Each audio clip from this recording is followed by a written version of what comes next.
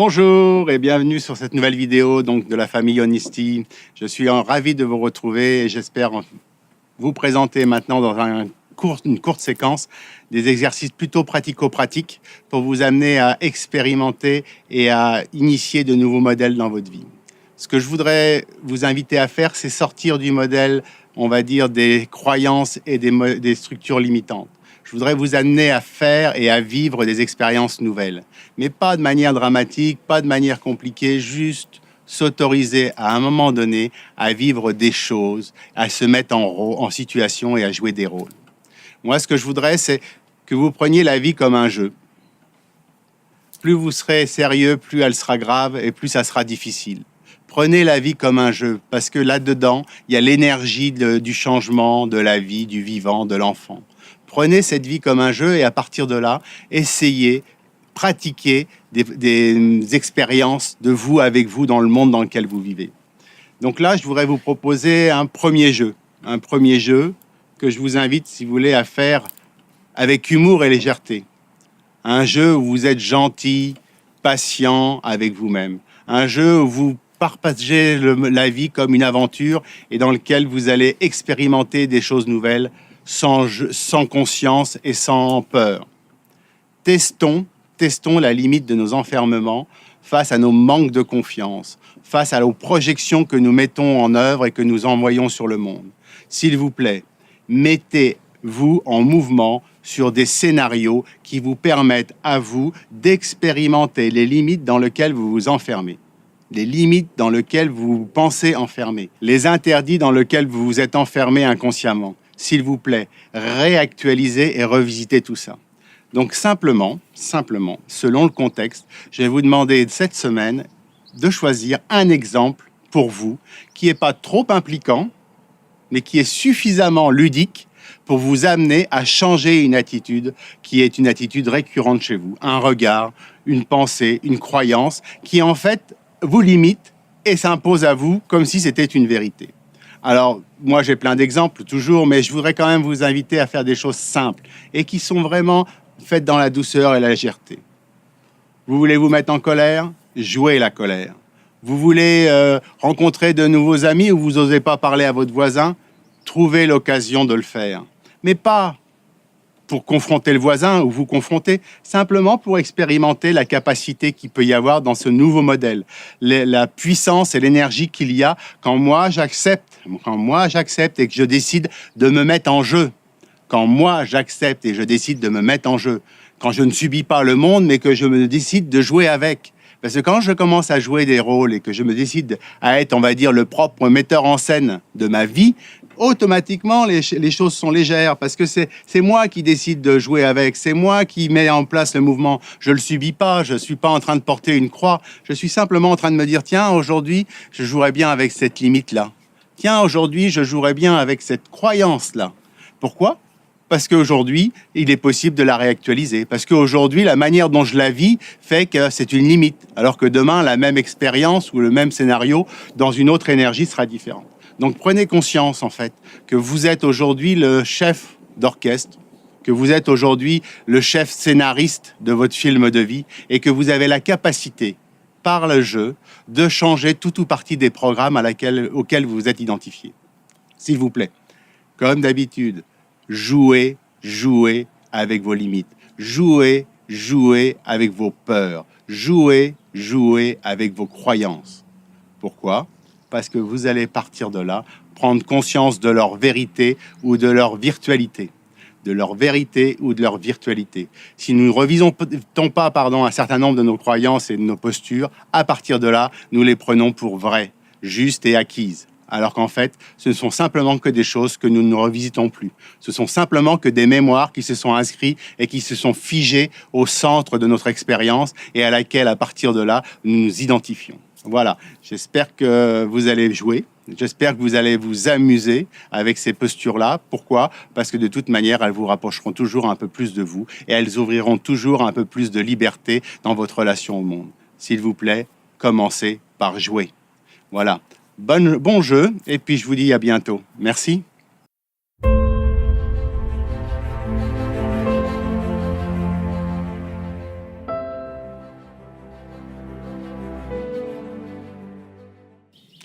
Bonjour, bienvenue sur cette deuxième grande partie. Toute l'équipe Honesty se réjouit du fait que vous continuez à avancer pour aller chercher en fait ces trésors qui vous permettent de gagner en confiance en vous.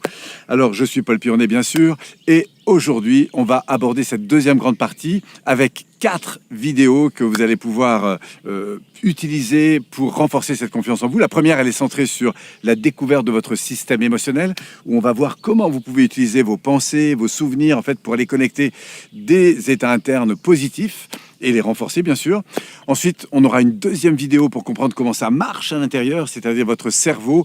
Qu'est-ce qui fait qu'avec le système émotionnel, eh bien, vous entrez dans des états internes de haute énergie, de basse énergie, déplaisante ou plaisante. Donc, on va voir qu'est-ce qui influence d'abord tout ça. Et ensuite, on ira voir cette cartographie émotionnelle, puisque vous allez voir, les émotions, c'est un peu comme les parfums, les couleurs. Il y a toute une gamme, il y a tout un spectre finalement à découvrir.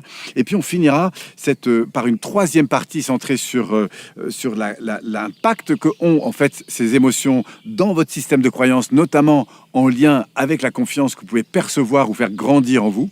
Et on verra combien les croyances en fait vont vous tenir et vont impacter en quelque sorte votre vie de manière importante parce qu'elles sont à la fois faites de sentiments mais aussi de perceptions, et les deux se mélangeant, c'est ce qui fait votre univers intérieur et qui bien sûr impacte sur votre univers extérieur. Et on terminera par très concrètement comment transformer en fait l'avenir grâce en fait à vos fichiers émotionnels passés, c'est-à-dire on ira reprendre ce que vous avez vu dans la première partie des vidéos pour ensuite l'associer en fait à ce que vous allez découvrir maintenant, qu'on va parler des ancrages, en fait cette faculté que vous avez d'associer le futur et le passé pour renforcer encore eh bien, ces états de confiance. Alors cette première vidéo, bien sûr, elle est centrée sur l'éveil de cette conscience de votre énergie. Donc la première chose, c'est de savoir d'où vient cette énergie. Eh bien, je vous le dis très directement, tout commence dans votre corps au niveau de vos cellules. Vos cellules sont un peu à considérer comme des centrales en fait qui produisent de l'énergie, et pour avoir de l'énergie, eh bien elles ont besoin d'un certain nombre d'éléments. Et pourquoi on se penche là-dessus? Eh bien parce que faut savoir que votre état émotionnel repose sur votre état énergétique, qui lui-même repose sur votre état physique. Donc le socle de base sur lequel il va falloir prendre soin si vous voulez grandir en confiance en vous, c'est de vous occuper d'abord de votre corps. On va voir comment le faire. Ensuite, on va rentrer dans ce qui impacte quand votre corps va bien. Alors, vous savez que vous pouvez, par exemple, être fatigué physiquement et avoir une bonne énergie, une bonne connexion. Sauf que si vous êtes fatigué physiquement, au bout d'un moment, votre énergie va s'écrouler. Maintenant, vous pouvez avoir une très bonne énergie et bien sûr, ça va impacter fortement sur vos émotions, parce que vous aurez de bien meilleures émotions si vous allez bien énergétiquement. Mais encore heureusement, vous pouvez avoir une baisse au niveau énergie, garder des émotions positives, mais le problème, c'est que si vous restez dans un état énergétique moyen, c'est-à-dire l'énergie, c'est un peu cette conscience de votre reliance à la terre, de vos reliances aux arbres, aux autres, c'est ce qui circule à l'intérieur de vous. Ça, c'est énergétique. Oui. Puis après, on a les dimensions émotionnelles. Donc, si ça se passe bien au niveau énergétique, ça impacte au niveau de vos émotions. Mais si vous êtes mal au niveau énergétique, vous pouvez avoir pendant un temps court, enfin un temps relativement court, des belles émotions, mais au bout d'un moment, ça ne va pas tenir beaucoup. Pourquoi? Parce que votre système émotionnel repose sur votre système énergétique. Et on trouve la même chose avec les émotions et les pensées. C'est-à-dire que si vous avez de mauvaises émotions, vous pouvez garder des pensées positives, mais au bout d'un moment, vos pensées vont s'orienter en fonction de ce que vous vivez au niveau émotionnel. Donc ça va être très important de découvrir en fait ce spectre émotionnel, notamment dans les états internes qui vous intéressent, en lien bien sûr avec la confiance que vous pouvez développer en vous. Et puis ces états émotionnels, il faut savoir qu'ils vont impacter bien sûr sur vos pensées. Donc là encore, vous pouvez avoir des états émotionnels de basse énergie et garder des pensées positives, mais ça ne va pas durer. Si vos états internes émotionnels ne sont pas bons, au bout d'un moment, vos pensées évidemment vont rechuter aussi. Et heureusement, vous pouvez avoir des pensées positives et du coup impacter votre environnement de manière positive. Et vous allez voir que plus vous évaluez les choses de manière positive, plus votre relation au monde va devenir positive. Si maintenant, vous avez des pensées négatives parce que vous avez un petit coup de blues, ça ne va pas, au début, votre environnement va garder une interaction positive avec vous. Mais si vous êtes longtemps ou beaucoup dans votre vie dans des pensées noires ou difficiles, eh bien au bout d'un moment, l'environnement va interagir d'une manière adaptée à ce que vous êtes, et donc du coup, vous n'allez pas avoir les mêmes retours. Donc vous voyez comment, en fait, tout ça s'emboîte. C'est un peu comme des poupées cigognes. Il faut vraiment commencer par la partie physique. Alors comment ça marche, la partie physique? Il faut savoir que vos cellules, on le voyait tout à l'heure, elles ont besoin, bien sûr, d'un certain nombre de choses. Et là, vous pouvez agir parce que même à ce niveau-là, ça va impacter sur votre confiance en vous. La première chose, c'est le facteur santé physique. Et de quoi ont besoin vos cellules? Très simplement d'apprendre à respirer. Elles ont besoin d'air, c'est la première chose. Vous savez, quand vous êtes en danger, ou même quand vous avez comme ça une peur importante, donc un danger ou n'importe quoi, votre système cardiaque et respiratoire va s'accélérer. Pourquoi? Parce que vos cellules ont besoin d'oxygène. C'est la première chose qu'on va donner. J'ai fait beaucoup de secours, puisque j'ai été mon premier métier pendant des années, d'intervenir dans les situations d'urgence en fait. Et la première chose qu'on donne à quelqu'un qui va mal, c'est de l'oxygène. Donc apprendre à respirer, si vous voulez accroître votre confiance en vous, c'est un très très bon truc. Inspirez par le nez, ça va vous détendre et en même temps, ça va vous connecter à votre inspiration. Si vous respirez par la bouche, ça va au contraire accélérer. Donc en fonction de ce que vous avez besoin, vous pouvez d'ailleurs aller voir d'autres vidéos dans lesquelles on travaille justement sur cette dimension respiratoire. La deuxième chose dont vous avez besoin pour votre corps, pour être bien dans votre vie et donc plus en confiance aussi, puisque ça va par conséquent impacter, eh bien, c'est le fait de boire. Votre corps a besoin d'eau. C'est très important de boire beaucoup, d'être attentif à votre alimentation, de dormir beaucoup et puis d'éliminer. Ça, c'est ce que vos cellules ont besoin. C'est la base, en fait, pour être en bonne énergie. Après, on va trouver ce que la PNL nous permet de rajouter, ces outils qui permettent de mieux comprendre comment le cerveau et le système nerveux fonctionnent, à savoir les pensées qui vont impacter aussi sur vos cellules. Bien sûr, le mouvement dans lequel vous êtes, la posture, l'attitude, le mouvement. Essayez de déprimer en allant courir. Vous allez voir, au bout d'un moment, c'est compliqué en fait. Pourquoi? Parce que dès que vous êtes en mouvement, votre système nerveux, lui, il est très impacté en fait par ça. Et puis, bien sûr, il y a l'environnement dans lequel vous êtes, qui va beaucoup compter. C'est-à-dire que si vous êtes dans un environnement qui est chouette, qui est beau, qui vous porte, notamment la nature, comme on l'a ici, automatiquement, évidemment, c'est compliqué de rester déprimé dans un endroit comme ça, vous voyez. Donc, c'est important de prendre en compte cet environnement. Ça, c'est pour le corps. Ensuite, on va monter au niveau énergétique. Alors, au niveau énergétique, vous l'avez vu dans les vidéos précédentes, apprendre à être en contact avec votre corps sur un plan sensoriel, c'est-à-dire sentir cette énergie qui circule, sentir votre rapport aux autres, que ça peut être aux arbres, à la nature. Plus vous allez développer cette dimension, plus vous allez voir que ça impacte aussi sur la conscience de votre existence et par conséquent aussi de la confiance que vous pouvez avoir en vous. Donc ça, c'est pour la partie énergétique. Je ne vais pas aller trop loin sur cette vidéo. Et puis, on a la partie émotionnelle, celle qui, bien sûr, nous intéresse beaucoup maintenant. Comment la retrouver? Alors pour ça, ce que vous allez faire, et on va le faire d'abord ensemble, et puis ensuite, vous allez vous entraîner à faire ça jusqu'à la prochaine vidéo, c'est d'aller chercher, en fait, des souvenirs qui vont, et là, vous allez faire consciemment, qui vont vous connecter, en fait, à des états qui soient plus en rapport avec la confiance que vous voulez développer. Pour ça, je vais vous proposer d'abord de retrouver, dans un premier temps, par exemple, des très bons souvenirs qui ont été source pour vous de grandes stimulations. Alors, par exemple, et je vous propose de faire ça avec moi maintenant, je vais reprendre un souvenir et je vais vous montrer exactement ce que vous allez faire. L'important, c'est pas seulement de se penser au souvenir, mais c'est de ramener à votre conscience un maximum d'éléments visuels, auditifs et kinesthésiques, c'est-à-dire qu'ils sont liés au ressenti. On va faire ça ensemble. Regardez. Donc, par exemple, voilà. J'ai un souvenir qui me revient. J'adore le kite. Alors, je ne suis pas encore un super pro au kite, mais j'adore apprendre le kite. Et je me souviens de la première fois où vraiment j'ai décollé. Donc là, si je vous décris ça, et je vais vous inviter à faire la même chose, eh bien, je ferme un peu les yeux comme ça et je retrouve exactement l'endroit où j'étais. Je me vois, je suis dans l'eau, je remontais.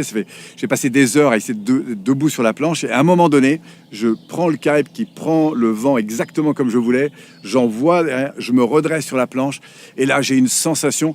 Alors, je ne l'ai pas eu tout de suite. Le moment qui a été super fort, c'est quand j'ai senti que ça portait, que ça portait, que ça portait, que ça portait. Et là, tout d'un coup, waouh, on a pris un peu de vitesse. Je sentais l'équilibre entre moi et la voile. Et ça, j'ai hurlé de joie parce que ça faisait des heures que j'attendais ce truc-là. Et j'avais mes potes qui venaient de regarder. C'était ma première grand travers. C'était un moment de joie absolument génial. J'ai pas voulu tourner. Du coup, j'ai traversé tout le lac comme ça, tellement c'était bon. Oui. Et quand j'y repense, en fait, ce qui va faire que je me reconnecte à ce fichier émotionnel, c'est ma faculté à me représenter avec le plus de détails possible ce que j'ai vu. Par exemple, la planche, la voile, etc. Ce que j'ai entendu et en même temps ce que j'ai ressenti. C'est un effet hypnotique qui, en fait, me connecte automatiquement au fichier. Donc, ce que je vais vous proposer, c'est de faire ça avec au moins 3 exemples différents. Comme ça, vous êtes dans votre voiture, par exemple, et tout d'un coup, vous dites, allez, quel fichier je vais aller chercher? Et vous reprenez un souvenir qui était vraiment super, et vous accentuez ce phénomène qui consiste à revoir exactement ce que vous avez vu, à réentendre ce que vous avez vu, et à ressentir, en vous demandant dans quelle partie de moi je ressens ça, d'inspirer cette énergie et de faire l'expérience consciente du fait que vous êtes capable de vous restimuler intérieurement dans cette dimension. Faites ça pour la prochaine fois, ça demandera un petit peu d'entraînement, mais vous en aurez besoin, car sur la prochaine vidéo, on va descendre dans la mécanique intérieure, et grâce à ce que vous aurez expérimenté maintenant, vous allez mieux comprendre comment prendre de plus en plus d'emprise, en fait, sur cet événement, sur cette relation intérieure, sur vos émotions, pour accroître encore une fois la confiance que vous pouvez trouver en vous, et ce, quels que soient les domaines dans lesquels vous allez avancer. Merci à vous. On est ravis, encore une fois, de partager ces moments avec vous. On se retrouve très vite sur la prochaine vidéo. Merci à vous.